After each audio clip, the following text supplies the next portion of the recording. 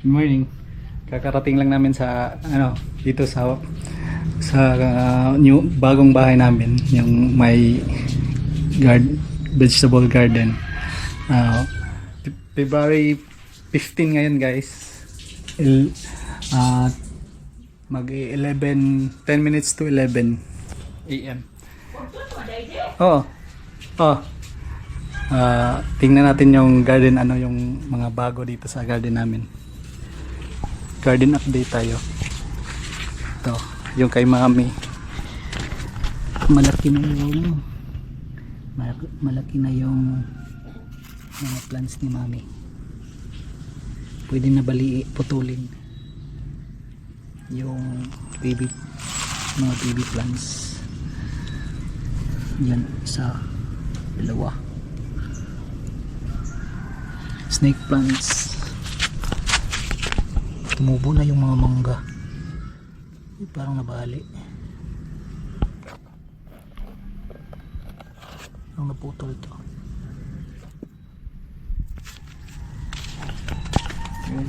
Ito mga pichay. Malaki na yung mga pichay. Yan, maraming pichay. Kailangan na ilipat dyan yung mga flowers na.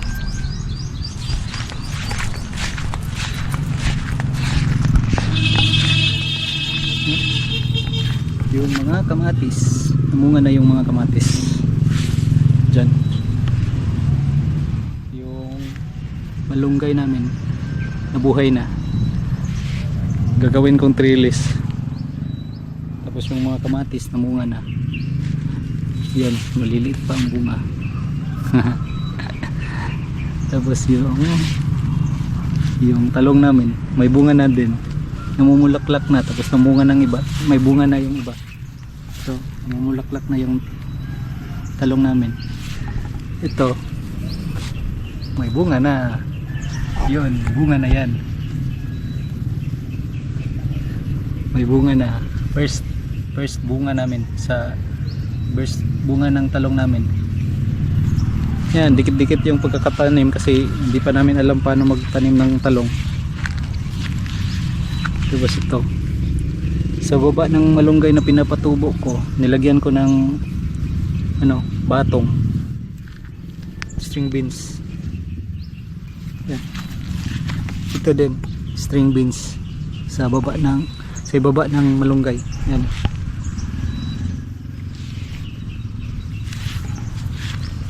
Malunggay, beans. Ito din, namumulaklak na ang mga talong. Ito, mga talong to lahat. Tapos malunggay, tapos sa baba string beans, batong, tapos kamatis. Ito yung palaya namin, malaki na. Namatay yung dalawa to sila. Namatay yung isa, tapos tinaniman namin ng dalawa na maliliit pa. So, may bunga na maliit. Malaki na yung tatlong bunga. Pero may pinakauna na bunga niya hindi nabuhay, ay hindi nabuo. Ito yung saan ba yan? Nahinog na yun kasi dito. Nahulog na siguro. Ito yung unang bunga na lumaki. Oh, malaki na yan. Pangalawang bunga na nabuo. Yung unang bunga hindi nabuo. Yung pangalawa nabuo na. Malaki na yan. Isang dangkal na. Binalot ko ng papel para hindi tusukin ng mga insekto. So yan. May tatlo din na kasunod na lumalaki na din. Isa, dalawa, tatlo. Ito. Malaki na din yan. Tatlo pa lang. Dito may isa to dito pero hindi lumaki. Ito. Hindi yan lumaki. Tapos ito, yung atsal ni Papa. Pinatanim ni Papa na atsal. Malaki na ang bunga. Ito. Isa, dalawa, tatlo, apat, lima, anim, pito. Ang daming bunga. binakuran ko kasi kinakain ng manok. Ito hindi na bakuran, kulang na kasi yung bakod, yung screen. Ito may bunga na din pala, laki na din yung bunga, parang 3 ang bunga nito. Yan, yan, may bunga na. Atsal, bell pepper, maliliit pa. Yung talong namin namumulaklak na, first bunga niyan, dikit-dikit yung pagkatanim. Kasi hindi pa kami marunong magtanim ng talong. Yung iba niyan nilipat ko doon. Tama na yun pagkatanim diyan. 2 feet apart dito, dikit-dikit kasi hindi pa namin alam paano itanim. Ito yung mga okra namin. Okra malaki na din, parang namumunga na yung okra. May kamatis dito, talong, alugbati, talong. Hinalo-halo ni mami. Yan yung okra, parang namumunga na to. Magbubulaklak na. Oh, yan, may bulaklak na yan, bubunga na din yan. Yan, magbubunga na pala rin tong namin, no? Mamumulaklak na yan, tapos bubunga na. Yan, mga talong din to. Ito yung uy, may gumalaw sa patatas. Sinubukan ko lang itanim tong patatas, iwan ko kung mabubuhay. Na kasi nasira na kasi yan, yung binili namin patatas nasira na. Sinubukan ko lang itanim yung may green. Ito yung kamuti ko, nasira yung isa. Tapos ito may dahon na. Nasa?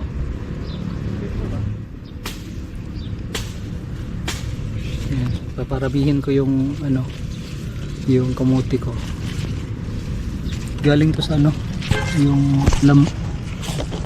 yung sa palengke. Binili ko yung buong kamuti, pinatubo ko. Kaya naguba dyan, kaya namatay. Anong green? Ha? Sige na. Katong dito? Sana kuan batong? Anay bito na. Pag-ianay ang kahoy nimo? Nasa loob ng gawas. Nabuntod? Wala doon. Kuan ba ng ag ng lapay? Katong diri na kuan? Asay na mo? Kanay jud? Sige ra.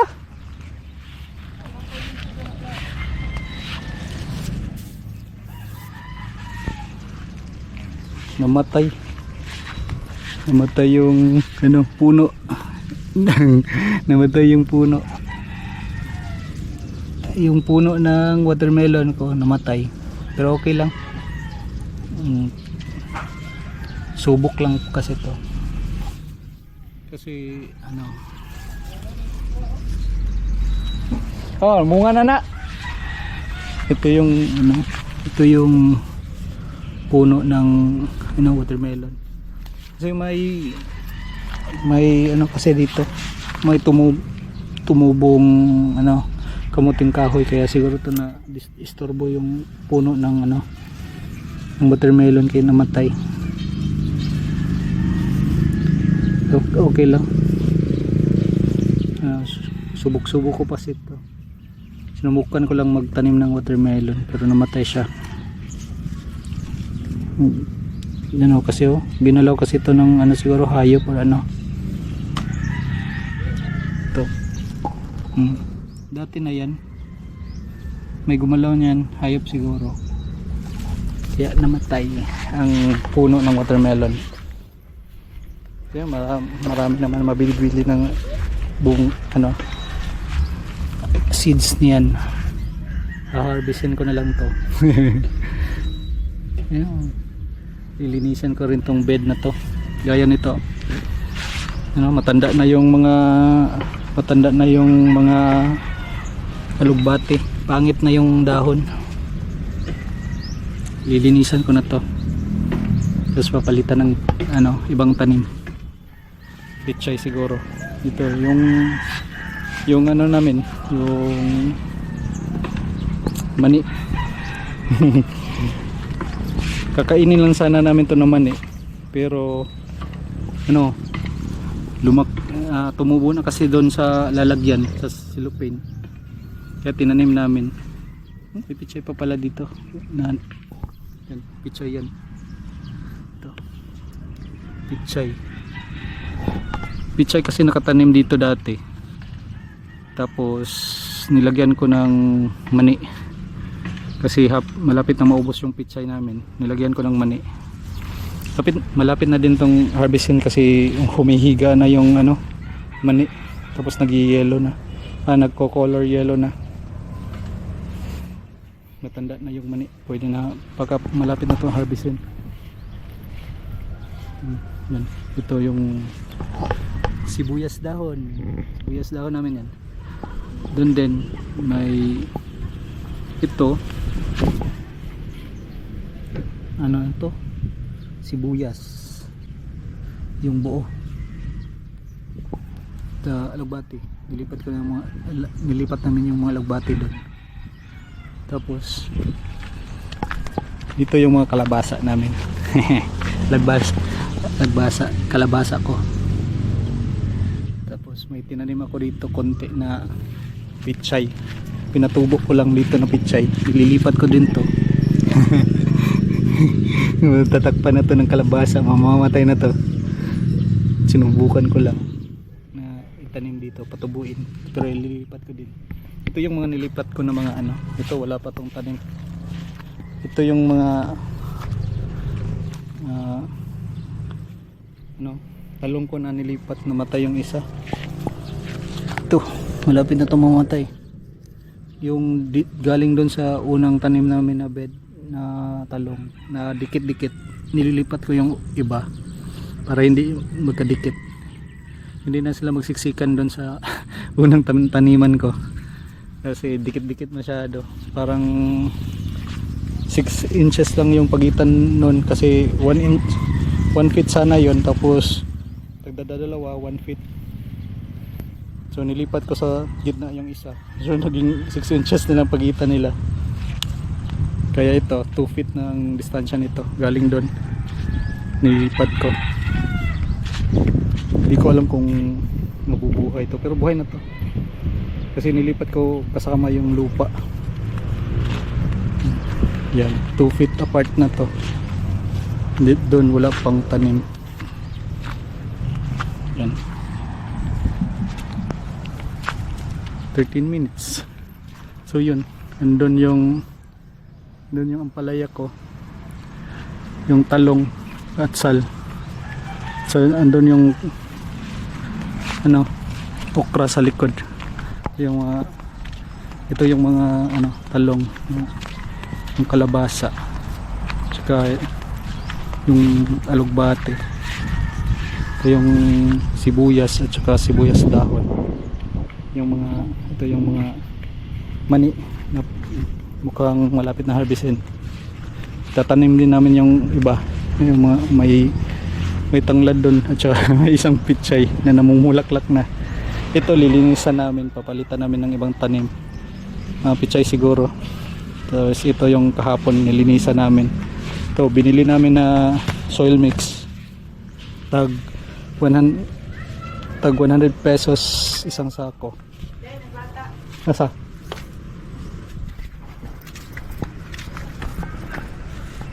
Ni agira na dra. Nagparitog di pino di ay taga saday na. Taga doon sa likod. Ni shortcut siya. 14 minutes. Ito yung bahay namin, guys. Ito. Maraming ano. May pinatubo pa rin pala ako dito. May pinatubo kaming ampalaya. 8 ampalaya. Tagalog ikaw? Tagalog ako, mami. Ito, may atsal pa ako dito, hindi natatanim. Hi, Bob.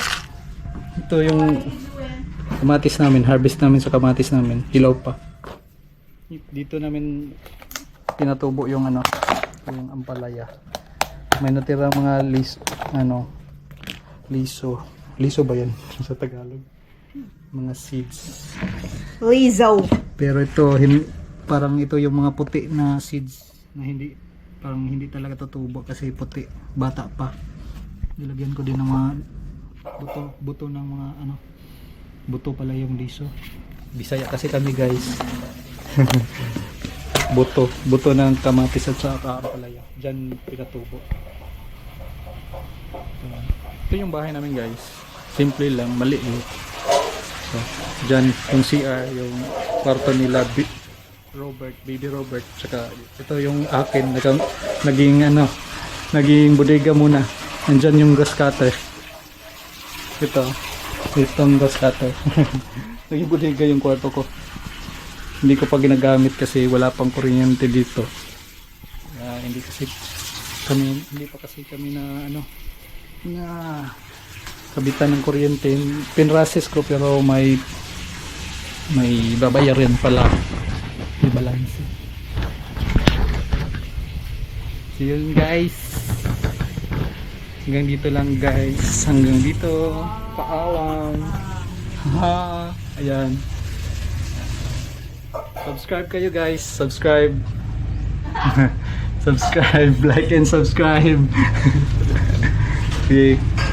Until next time na naman, gagawa tayo ng video na about sa farming at saka van life siguro. Subscribe kayo para dadami yung subscriber ko, mamonetize tayo. Sige, paalam.